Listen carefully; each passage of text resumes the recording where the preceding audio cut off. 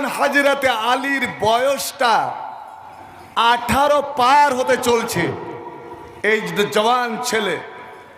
আর এই ঘটনাও বয়ান করছেন তখন হাজরত আলীর বয়স 63 বছর বয়সে গিয়া যখন কুফার মানুষেরা ওকে প্রশ্ন করে বসলো, আমিরুল মুমিনিন বলুন তো আপনার জীবনের কোনো একটা ঘটনা, আপনার এই দীর্ঘ জীবনে যে জীবনটা নবীর জমানা থেকে নিয়ে পর্যন্ত শুধু কাফের মুশরিকদের সঙ্গে শত্রুদের সঙ্গে আপনি যুদ্ধ করে গেলেন, আপনাকে দেখলাম যে যুদ্ধের ময়দানেও আপনি রাতে জেগে জেগে আল্লাহর ইবাদত করেন, আপনি রাতে জেগে জেগে আল্লাহর দরবারে কান্নাকাটা করেন, আপনার কোনো সময় কোনো মুহূর্তে আমরা আরাম করতে দেখি নাই।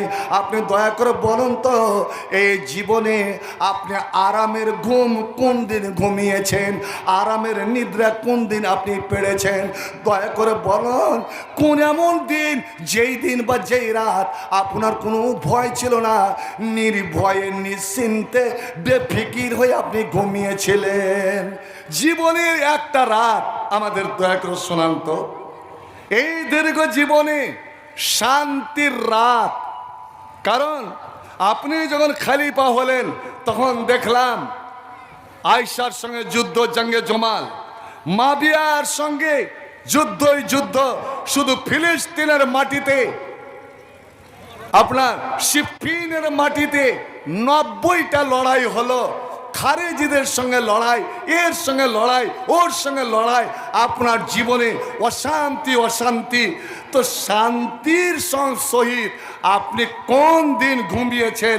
একটা জীবনের একটা রাতের কথা বলুন তো।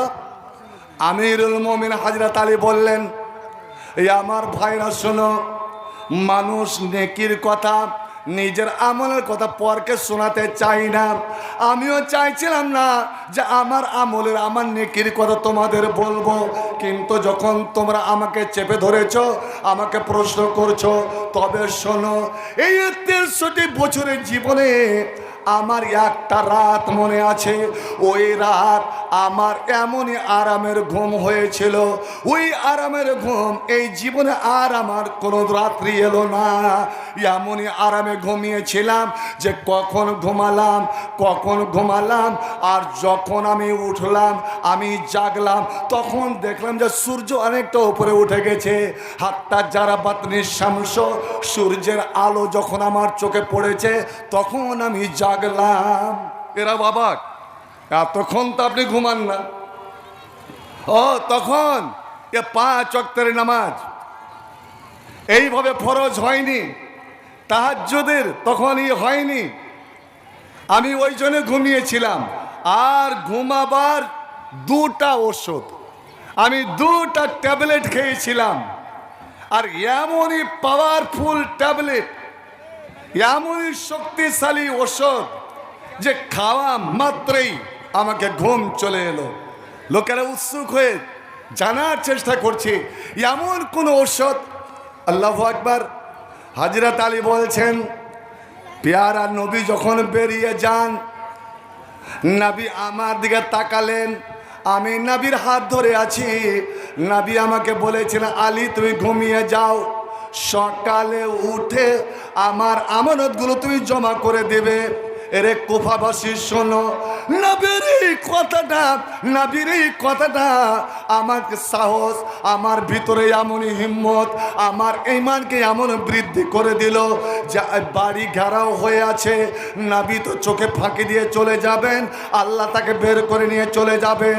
এরা আমার উপরে ঝাঁপিয়ে পড়বে, আমাকে মারবে, আমাকে হত্যাও করে দিতে পারে। কিন্তু নবী যে একটা কথা বলে দিলেন যে তুমি সকালে উঠবে আর এই টাকাগুলো বাড়ি বাড়ি গিয়ে ফেরত দিয়ে দিবে। আমার বিশ্বাস হয়ে গেল যে নবী এই কথাটা বললেন। তার পক্ষ তার নিজের মত নয়, এটা আল্লাহ তাকে বলালেন। কারণ নবী কোনো কথা বলতে পারেন না, শরীয়তের কোনো কথা বলতে পারেন না যতক্ষণ আল্লাহ না বলাবেন। আমাকে যে নবী বললেন তুমি ঘুমিয়ে যাও, তোমার ভয় নাই, তুমি সকালে উঠবে। ওরে আমাকে এরা মারবে না, এরা আমাকে মারতে পারবে না। এরা যদি মারতে পারত তো নবী কোনো সময় বলতেন না যে তুমি সকালে উঠে টাকা ফেরত দিবে। নবীর একটা কথা, প্রথম ট্যাবলেট, প্রথম ঔষধ, প্রথম মেডিসিন, তুমি ঘুমিয়ে যাও, সকালে উঠে আমার আমানত ফেরত দেবে। কোফার লোকেরা, আমার ঈমান বেড়ে গেল। আর এটাই তো মুমিনের আলামত, যখন আল্লাহ রাসূলের কোনো কথা শুনবে ফাযাদাতু ঈমানা, ওদের ঈমান, ওদের বিশ্বাস, ওদের ইয়াকিন, ওদের ঈমানি শক্তি আরো বেড়ে যাবে। দ্বিতীয় ট্যাবলেট, নবী আর একটা মিষ্টি জবানে কথা শোনালেন, আলী তুমি 3 দিন মক্কাতে ঘোরাফেরা করবে, মক্কার মানুষের সঙ্গে উঠা বসা করবে। এই যে নবীর পবিত্র মুখ দিয়ে, নবীর জবান দিয়ে 3 দিনের কথা বের হলো, আমি জেনে নিলাম, আমার ইয়াকিন হয়ে গেল এরে নবী বেরিয়ে চলে যাক। আমি যতই এদের শত্রু হই না কেন, যতই বড় দুশ্মন হয় না কেন, এরা আমাকে কিন্তু মারবে না, এরা আমাকে মারতে পারবে না। এরা যদি আমাকে মারতো, এরা যদি ধরতো, এরা যদি জেলে বন্দি করতো, তো নবী বলতেন না যে তুমি 3 দিন ঘোরাফেরা করবে, আর 3 দিন পরেই তুমি রাত্রের অন্ধকারের সুযোগ নিয়ে সিধা মক্কাতে বের হয়ে সরাসরি মদিনায় চলে আসবে। মদিনায় তোমার সঙ্গে আমারও হবে দেখা। কোপাল লোকেরা, পিয়ারা নবীর এ পিয়ারা কথা, এই মিষ্টি কথা দুটা আমার জীবনের সমস্ত ভয় ভীতি, আমার জীবনের সমস্ত ডর ভয় দূর করে দিল। আর দূর করে দিয়ে আমাকে এমনই ঘুম পাড়ালো, এমনই নিদ্রা দিল যে যতক্ষণ সূর্য না উঠলো ততক্ষণ আমার ঘুম ভাঙলো না।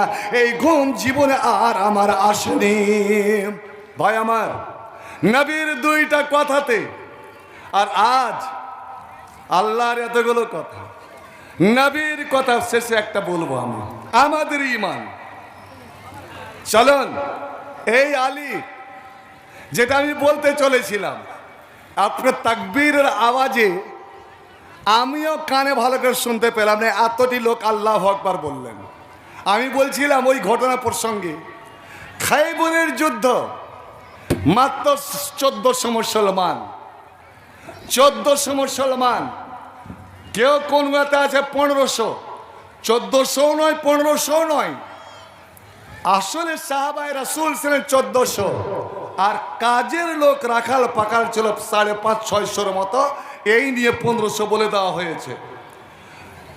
3 দিন হয়ে গেল, জয় পরাজয়ের ফয়সালা হয় না। মুসলমানের ক্ষতি হয়ে যাচ্ছে, ক্ষয়ক্ষতি হয়ে যাচ্ছে। যুদ্ধ যত লম্বা হচ্ছে ততটা যেন ক্ষতি হচ্ছে। আর ওদের দেহটা আস্তে আস্তে ওদের সেনাবাহিনী বেশি হচ্ছে। এই যে যেমন ভোটের সময় যত এগিয়ে আসছে, গোটা ভারতের শক্তি বাংলার মাটিতে আছড়ে পড়ছে। আজকে 40 জন বিশেষ বিশেষ ভোট প্রচারে তারা নামিয়ে দিয়েছে। বাংলা জয় করা যাবে না, বাংলা একদিন জয় করবই। বাংলার ঘরে ঘরে জয় শ্রীরামের আওয়াজ, জয় শ্রীরামের ধ্বনি আমরা ভরবই। এটা বলুন তো দেখি, আপনারা আল্লাহু আকবার জীবন ধরে শুনে এসেছেন, জয় শ্রীরাম যদি এখন বলা হয় তা আপনি বলবেন জি ভাই? আরে জোরে বলুন। আপনি যদি একবার জয় শ্রীরাম বলেন তো এক্ষুনি আপনার হাতে, এক মুখে বলবেন, অন্য হাতে আপনার 1 লাখ টাকা গুঁজে দেওয়া হবে। আপনি বলবেন না? 1 লাখে হলো না, আপনার কবুল হলো না। আপনি একবার জয় শ্রীরাম বলেন, 1 কোটি টাকার আপনাকে মালিক করে দেওয়া হবে। বলবেন না? আল্লাহ এই লোকটা কইছে বলবো না। আপনি যদি জয় শ্রীরাম বলেন, আপনাকে এখানকার এই করমদিঘির টিকিট দেওয়া হবে, আপনি মুসলমানের বেটা হন, আহলে হাদিসের বেটা হন, বিজেপির টিকিট দেওয়া হবে, আপনি এমএলএর টিকিট পেয়ে নেবেন। আপনি বলবেন না? এটা যদি না বলেন তাহলে আজ দলে দলে মুসলমান কেন ঢুকতে যায়? মুসলমান বন্ধু মিডিয়াতে দেখলেন, খবরে পড়ছেন, মোবাইলে দেখছেন, এই মুসলমানেরা যে নির্লজ্জ মুসলমান, তুই যেদিন তোর মার পেট থেকে হয়ে পড়েছিলি, যেই দিন তুই জন্ম নিয়েছিলি, সেই দিন তোর কানে দিয়েছিল আজান আল্লাহু আকবার। একবার আজানে কয়বার আল্লাহু আকবার বলা হয় ভাই? একবারের আজানে কয়বার আল্লাহু আকবার বলা হয়? দুবার, তিনবার? খেতে বুঝেছে যে নামাজ আমরা কতটা পড়ি। একবারের আজানে কয়বার আল্লাহু আকবার বলা হয়? 6 বার। প্রথমে 4 আর শেষে 2। তো দিন রাতে কয়বার আজান? 5 বার। 5 6 কতবার? 30 বার। 30 বার আল্লাহু আকবার শুনে এলেন, 30 বার করে আল্লাহু আকবারের জবাব দিয়ে এলেন। আপনি নর হন বা নারী হন, ছেলে হন বা মেয়ে হন, বন্ধুরে আমার, মুয়াজ্জিন যে আজান দিবে, ওই আজান শুনে যতজন নামাজি নামাজ পড়বে, এরে মুয়াজ্জিন তুই শোন, ওই নামাজিরা আপনার আজান শুনে যতজন নামাজি এলাম, নামাজি সবটি নামাজি মিলে যতটা নেকি পেল, মুয়াজ্জিন রে তুই আজান দেওয়ার কারণে একাই অতটা তুই নেকি পেয়ে গেলি। একবার বলা যাবে নাকি সুবহানাল্লাহ? আপনি বলবেন মাওলানা আমাদের মসজিদ আমরা মুয়াজ্জিন করেছি, এ যদি এত বড় নেকি পায় আমরা কি পেলাম, আমাদের লাভটা কি হলো? নবী বলেন না না না, তোরা যেখানে থাক না কেন, তুই বাড়িতে থাক, তুই দোকানে থাক, তুই মাঠে থাক, এরে আমার মায়েরা বোনেরা, তুমি নিজের কাজে আছো, তুমি বিড়ি বোনাতে আছো, এমন সময় আজান শুরু হয়ে গেল, ওই মুয়াজ্জিন আজানের জবাবটা দাও। আর আজান শেষে এই দোয়াটা তুই পড়ে, আল্লাহুম্মা রাব্বা হাজিদ দাওয়া। তুমি যদি এই দোয়াটা পড়ে নাও, মুয়াজ্জিন যা নেকি পেল, এরে শুননেওয়ালারা, এরে জবাব দেনেওয়ালারা, তোমার খাতা তো সেই নেকিরা জমা হয়ে গেল। একবার জোরে বলুন আলহামদুলিল্লাহ।